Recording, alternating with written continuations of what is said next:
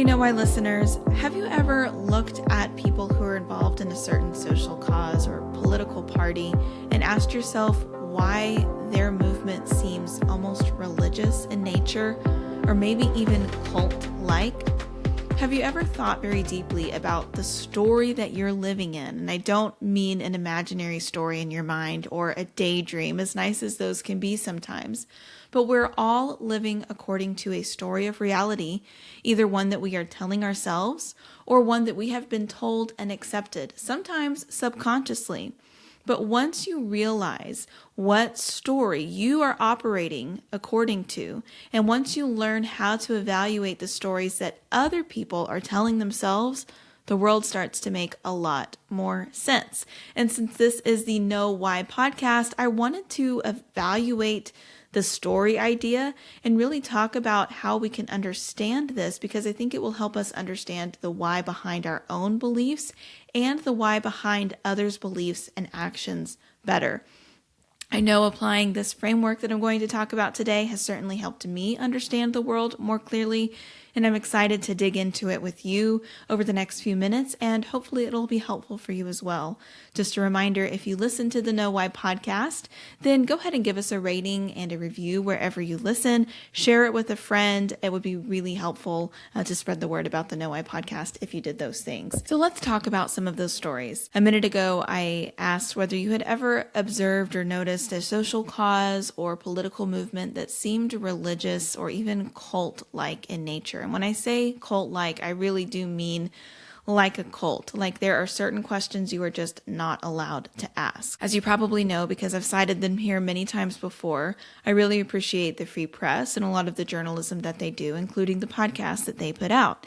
And one of the podcast series that I appreciate is Maya Sulkin's interviews. She has a series called Confessions of, where she interviews people who have changed their mind about something pretty drastic and asks them questions about that process that led to their change.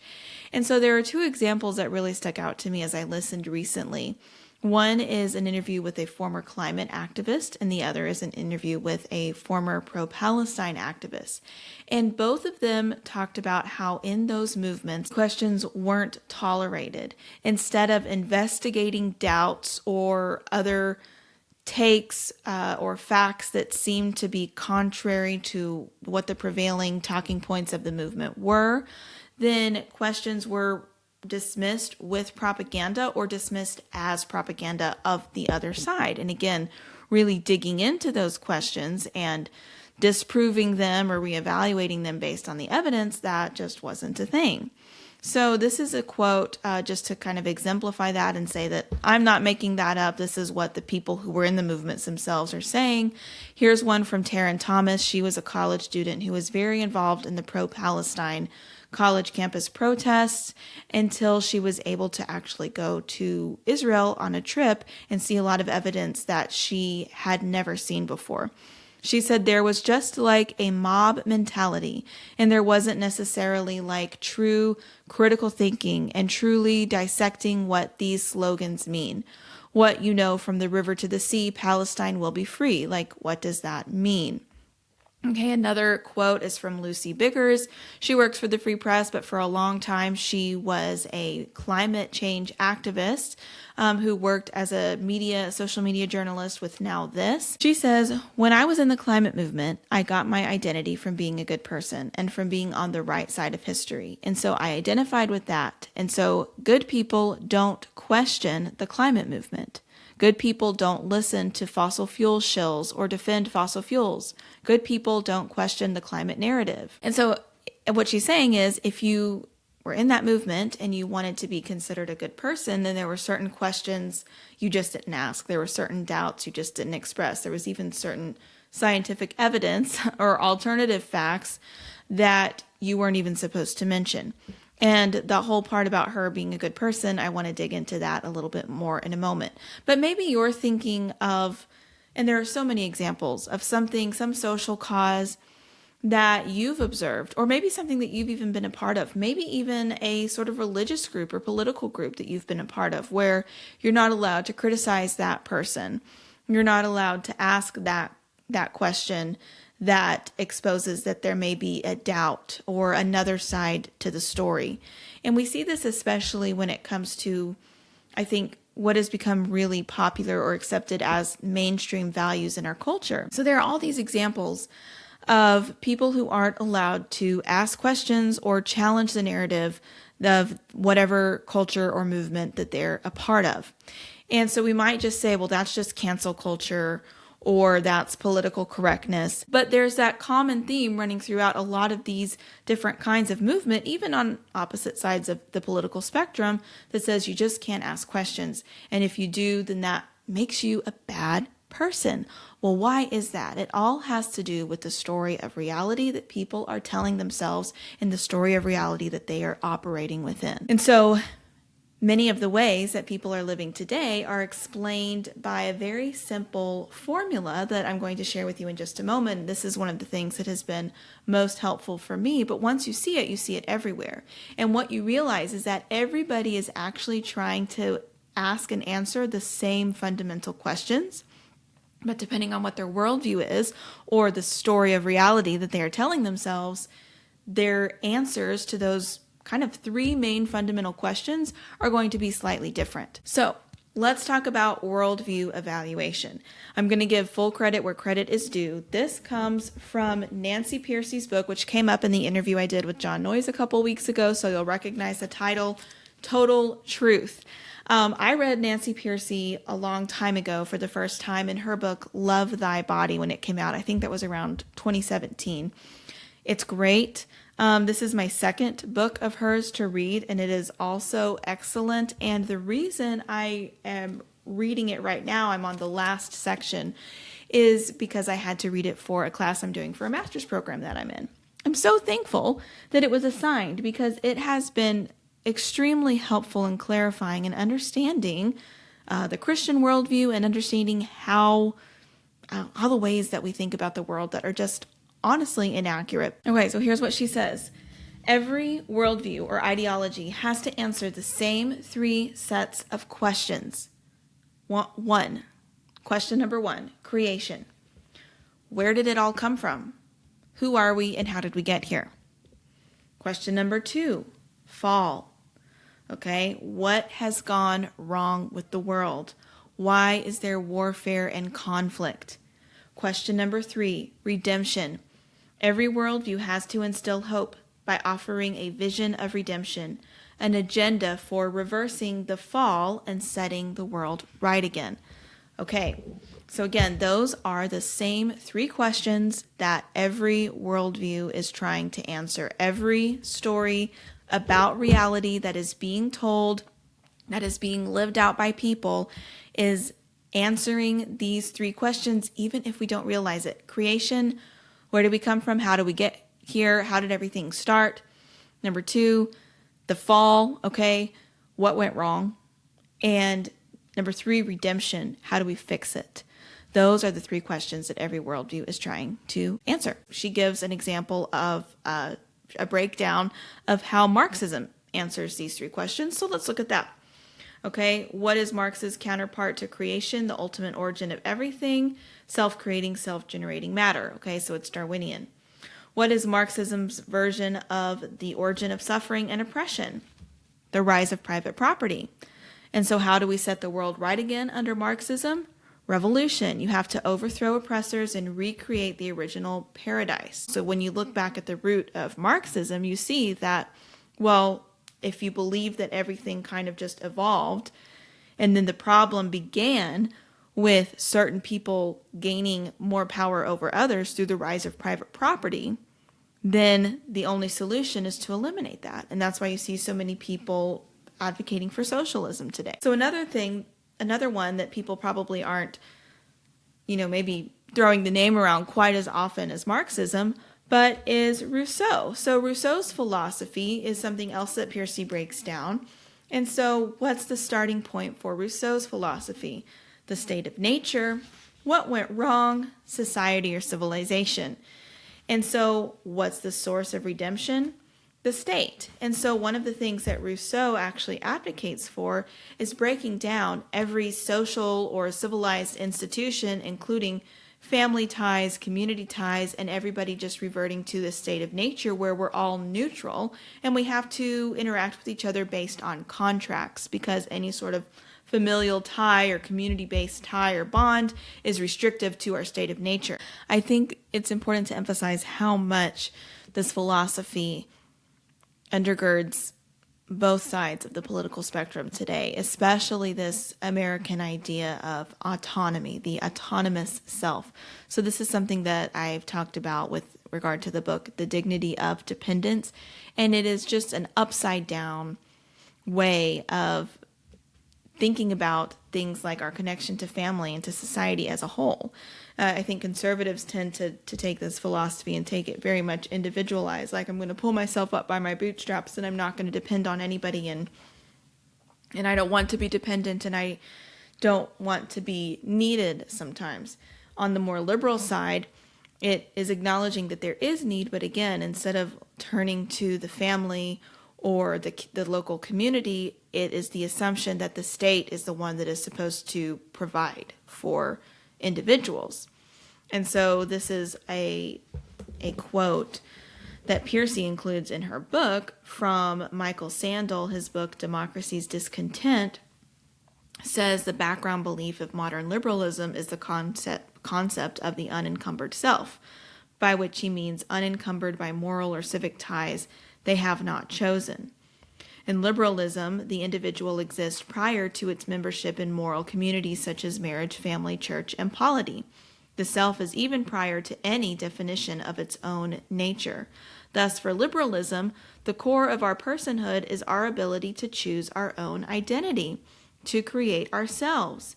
This is why relationships and responsibilities are often considered separate from and even contradictory to our essential identity. Why individuals often feel they need to break free from their social roles, such as husband, wife, or parent, in order to find their true self. It all comes from Rousseau. But if you didn't realize that, or you weren't very familiar with Rousseau's philosophy, you wouldn't realize the story that you might be operating within. And we see these headlines all the time, right? I had to leave my family to find myself. Or there's one that's, going viral right now on social media is, I think it's the New York Magazine article, or maybe it's New Yorker, interviewing women who say, I regret having kids. People who are hesitant to enter into marriage or relationships because they're afraid of losing their autonomy or their sense of individuality. Again, if you go back to where the foundation of that philosophy, it's that we're the creation, the beginning, our origin is the state of nature, that individual self that we were talking about that exists before any relationships or bonds exist. And what went wrong was society. That was apparently imposed on us as individuals rather than individuals being born into a society or family or community that already existed. See the difference there? And then the redemption is the state, which allows us to be separated from these civil or societal ties and bonds, and the state can provide everything for us so that we can continue to operate as individuals. Or maybe if you take the more libertarian, flip side of that, then we are our own salvation in that regard, and we just need the state to stay out of the way. Either way, the redemption involves the state. So those are examples of how really we can better understand and even identify a story that somebody is operating within if we are evaluating them based on how they're answering those three questions. The creation question, where did it come from? The fall question, where did it go wrong? And the redemption question, how do we fix everything again? And so let's apply that to some of the social movements that I mentioned earlier, just as examples. So for one, the climate movement. This is really interesting and fascinating, and Lucy Biggers does a great job of articulating this and what it was like to be inside that movement for so many years. But she talks about how, again, it's all about in this more modern movement, what she actually separates from kind of the original environmentalist movement that was more about saving species from extinction, helping endangered species, trying to limit pollution and things like that, which are all good things, from more of the doomerism, the alarmism, the climate alarmism, like we've got 10 years or 12 years. We've got this deadline before we all die and the planet burns up kind of thing, which has faded a little bit now. But for so many members of Gen Z, they were raised hearing that on practically a daily basis from either social media or their own school. And so many young people, as I've covered on the Know Why podcast before a couple of times, are operating under intense fear about the climate and the future of the planet, even allowing it to affect decisions such as whether or not to have kids, because they think, well, the Earth might not even exist in another decade or so, or I am going to be causing, it'd be extremely irresponsible for me to hasten the death of the planet by having a child who's going to have this huge carbon footprint. And that is the story that they have been living in and grown up in, and they don't even realize it. But let's dig into that story a little bit more. So the creation of where did this all start? Well, it may depend on the particular person who is in the movement, but basically there was a state of the earth existing happily, and then what went wrong was humans. Human invention, human advancement, or maybe industrialization. Okay, something that started to cause carbon emissions to increase and started to disrupt the natural state of things. Instead of the earth existing as humanity's home, and humanity being seen as Christians are supposed to see humanity as stewards of the earth, but ultimately the earth existing for us, is the earth is seen as pre-existing humans, and then humans are the problem. We're the ones that destroyed the earth. And so everything would be better, or if humans didn't exist, that's why we need fewer humans to exist. And then how do we save the planet? Well, there are, different goalposts, and she talks about how it's very nihilistic and there's almost no hope. But if we can reduce all carbon emissions, if we can, take these certain steps, then we can try to let the earth basically reclaim itself without human intervention, and maybe we can stop the earth from dying. But it really does become kind of a human versus natural earth problem, because humans are seen as the fall. That's seen as where everything went wrong. So here's a quote of her that kind of articulates that. She said, "Anyone who raises a question of questioning the narrative, they're a fossil fuel shill, or they're paid off." And so it's not like we just have to save the planet, but it's the systems that we operate in now are inherently evil. Okay, so there's the problem, right? There are these systems that we're operating within that are causing this problem.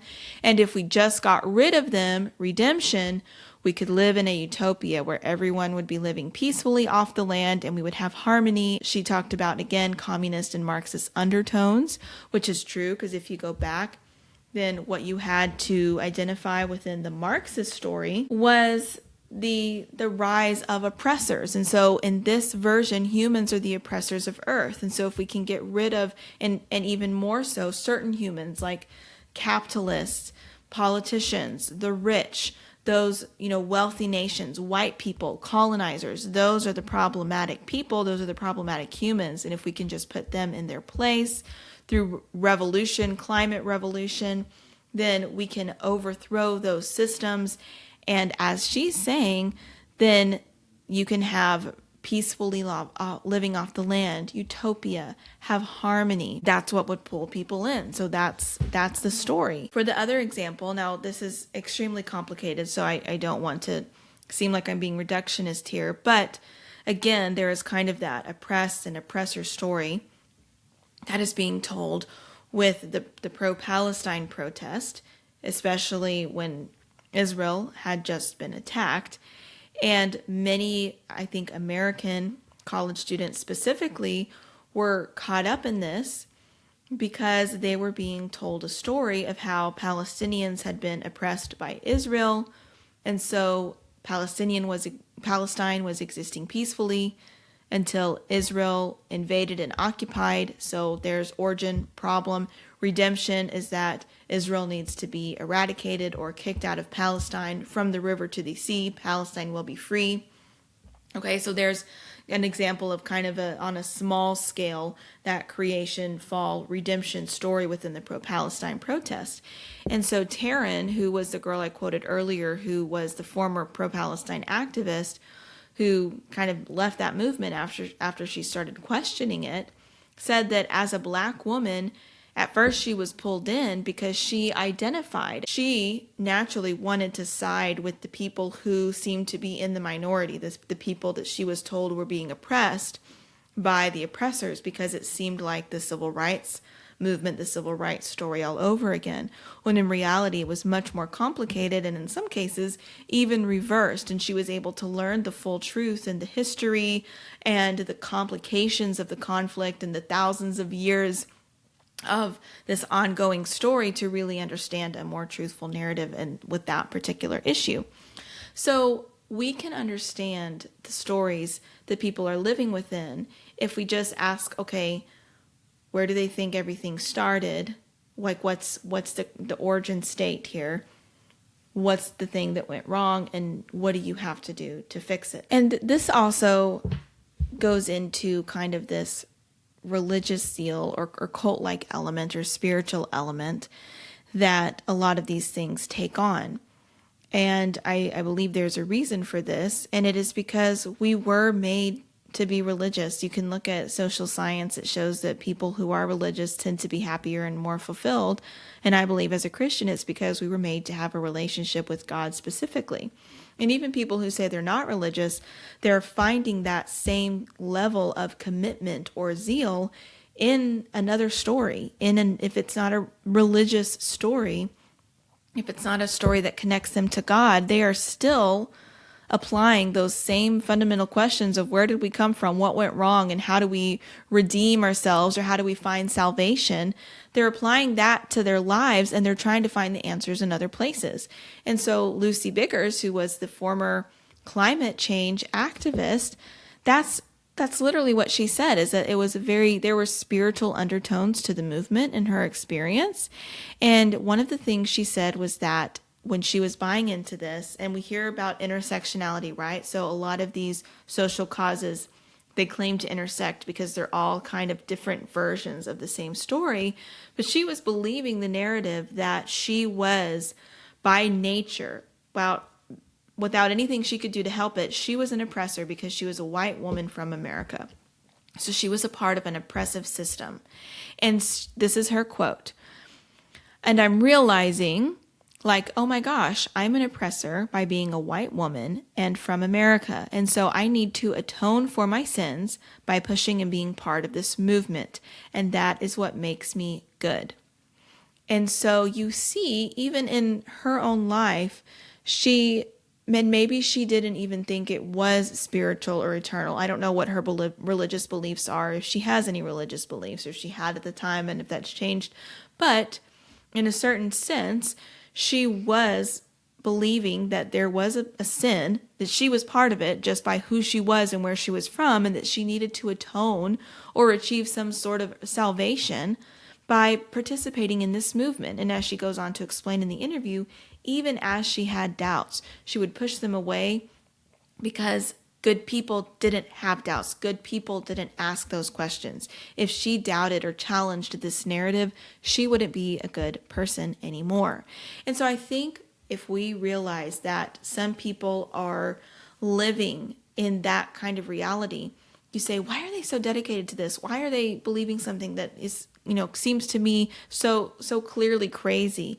Well, maybe they're telling themselves sort of a salvation story, and they might not even realize it. Even people who are, by definition, hateful and bigoted, like today, unfortunately, you're seeing an example of white supremacy regain popularity online. But even there is an origin and fall and redemption story that they're telling themselves. And maybe it is the fall, or the thing that went wrong with the world was immigration. Maybe it was multiculturalism. Maybe it was wokeness. Maybe it was cancel culture. Maybe it was young men being raised in a time where they were made to feel guilty simply if they were male, and especially if they were white.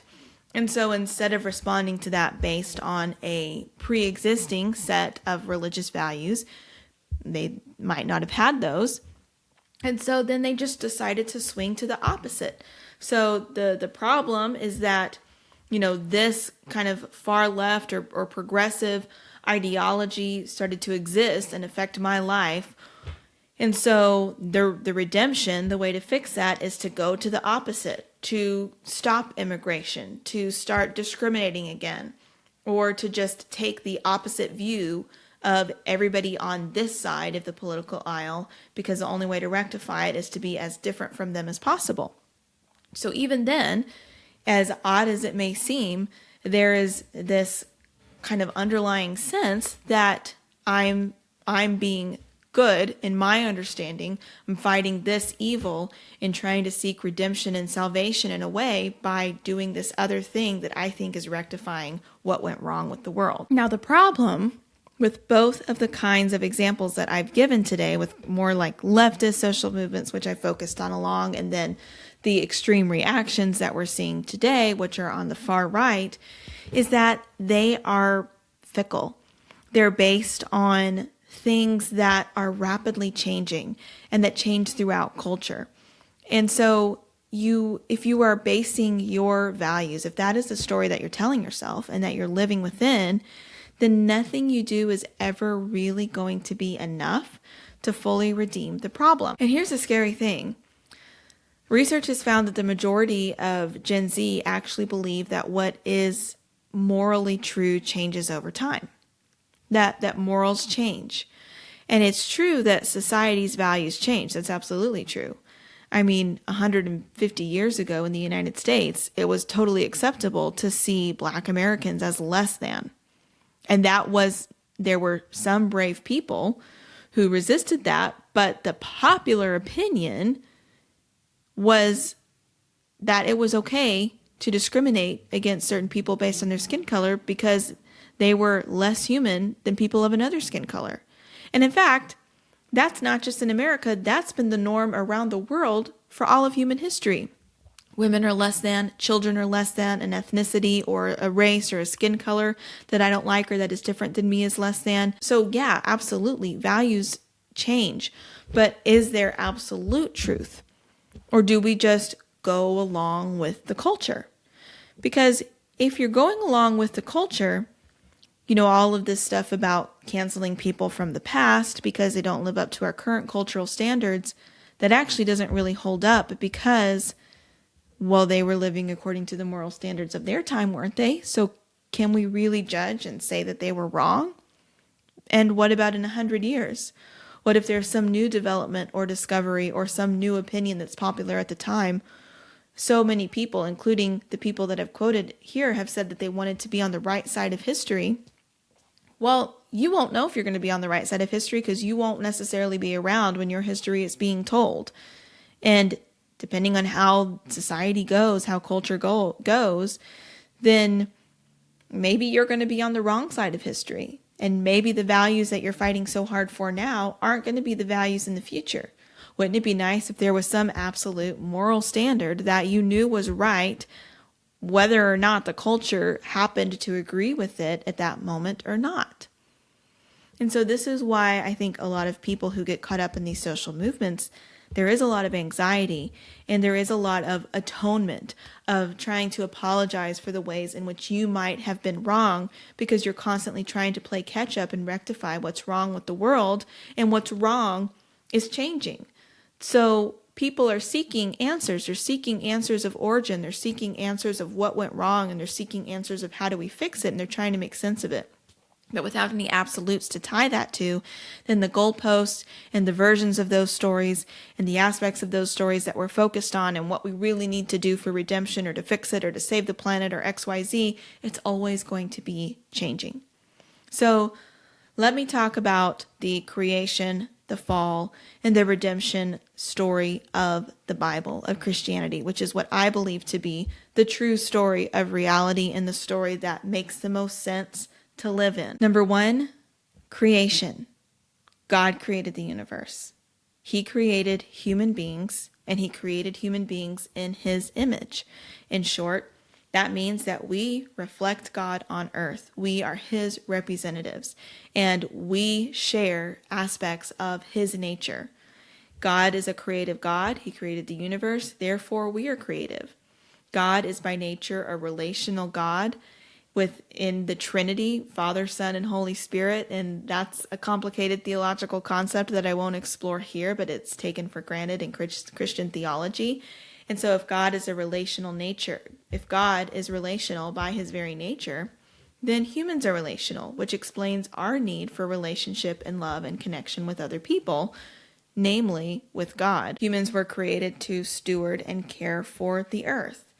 We were created to take care of and take dominion over the animals and over nature. We are separate from them. We're supposed to care for them. They matter because they're part of God's creation, but we were put in charge to take care of them, again, as God's representatives on earth. That's the creation story. Notice how I didn't get into any details regarding how exactly the earth was created or when it was created, because those are debates that Christians even have amongst themselves. And I've covered some of that on the Know Why podcast. So I certainly think it's worth exploring, but that's not the most important question for this framework according to story or worldview. The most important thing about this story in terms of the creation aspect of it is the fact that God created everything and he created us. Okay, so what went wrong? Another thing to know about creation is that when God created human beings, he created us perfect. He created us without any sin or without any problems. God looked at his creation and said that it was good. That's all throughout Genesis 1. But human beings decided to rebel against God. And so that introduced the problem. That's where things went wrong. And in that rebellion, humans became separated from God. That was not what God wanted. So how do we get redeemed? What is salvation? And what is redemption? What does that look like? Well, it looks like being reunited with God again. And it looks like an end to the problems in our world. The redemption is through Jesus Christ, who came to earth and he lived the life that we couldn't live because of sin. He came down to earth and took on human form to show humans how we were supposed to exist, what it looks like to have a united relationship, to be one with God, and to not be encumbered by sin, what it looks like to be perfectly loving. Jesus is the example of what our human lives are supposed to look like. And he says nobody gets to the Father except through him.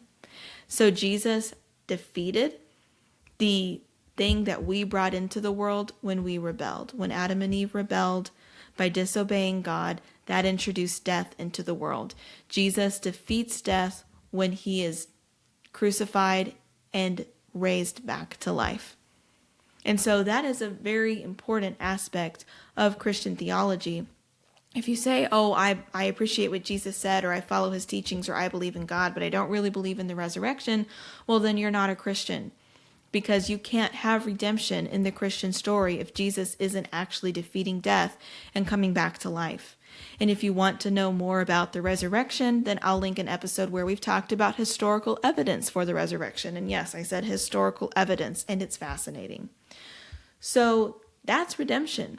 And the Bible says that we can be reunited with God. We can be set free from our sin when we acknowledge Jesus as our Lord and Savior. When we say that we believe in him, that yes, he did die, that he was resurrected, that he is God, and when we follow him, that's our personal redemption. That's how we can be saved. But there is redemption for the broader world, because if you haven't noticed, people becoming Christians hasn't exactly eradicated things like death and sickness and even war and conflict, because the world is still full of sinful human beings. Even Christians, we're still going to make mistakes.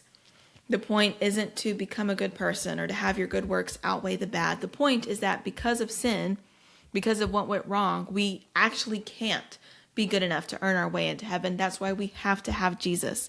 So we can profess faith in Jesus and we can be personally redeemed, but that ultimate redemption isn't going to happen until Jesus comes back to earth again, and the Bible says that he will.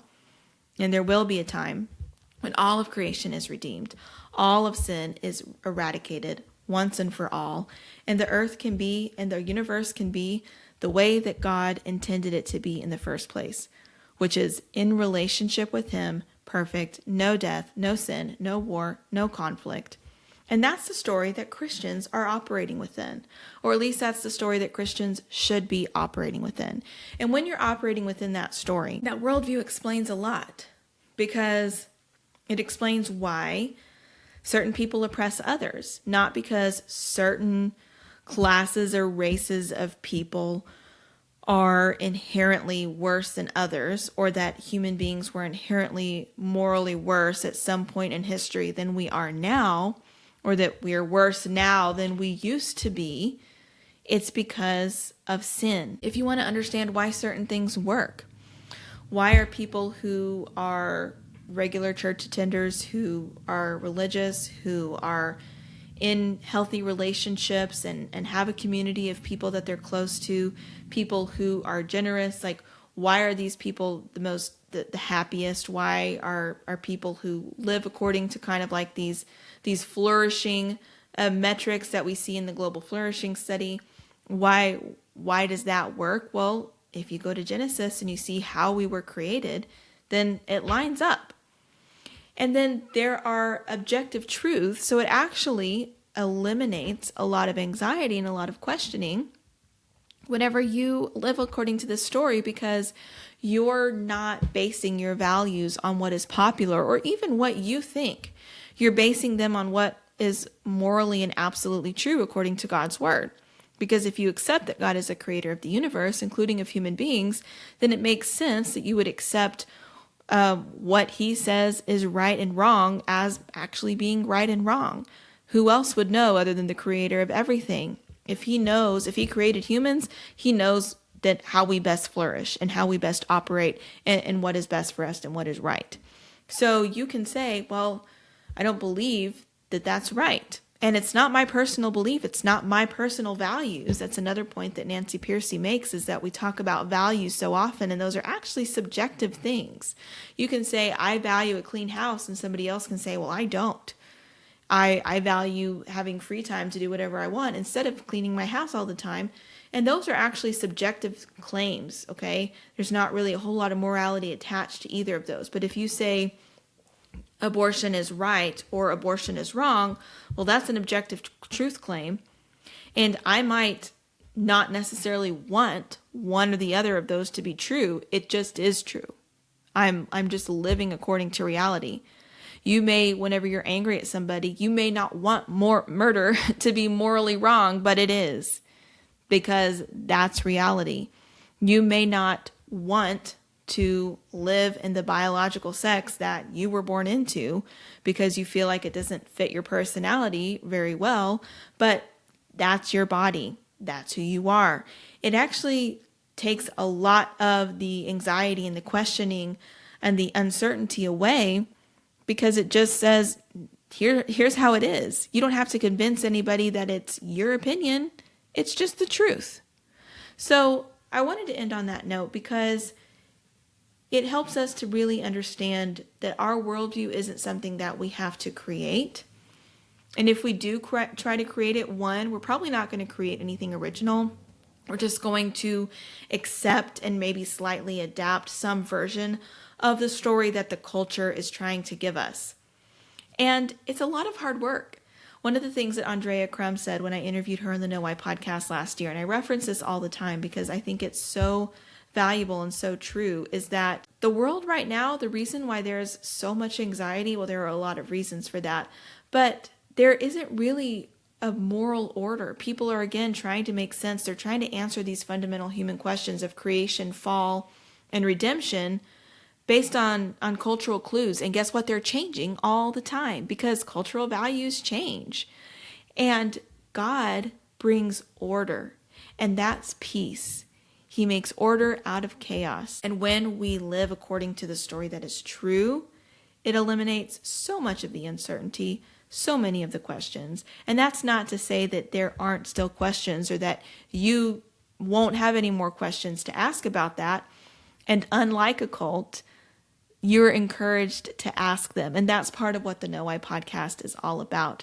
We've covered lots of tough questions, everything from science and intelligent design to whether or not the Bible is reliable or contradictory, what is the historical evidence for Jesus' resurrection, and all these, difficult cultural questions as well, because we want you to ask those questions and explore. But I also want to encourage you to start looking at other people, other movements, other social movements and causes that you see, and apply Nancy Pearcey's worldview grid, those 3 questions of creation, fall, and redemption, and it'll help you make sense of why they're doing or saying the things that they're doing, and apply it to your own life. If you feel pulled in a certain direction, whether socially or politically, and I'm not, again, endorsing or advocating for any particular party or movement here, but to just understand the why behind your own actions and beliefs a little bit better, then when you feel drawn to something as being right, or maybe afraid to question something, or maybe you have a visceral reaction to something, ask yourself why. Is it because it's based in some sort of moral absolute that you know? Or is it because you're afraid of not being seen as a good person, not achieving that cultural redemption? Is it because of a story that you've been told that you're making your decisions based off of? Or are you operating in a story that you actually believe is absolutely true, regardless of time and place and context? So those are some questions to ask yourself. That's some food for thought. And hopefully that's helped you understand and identify the story that you're operating within or the worldview that you have a little bit better. So again, thanks for listening to the Know Why podcast. Don't forget to leave a rating or a review, and I'll see you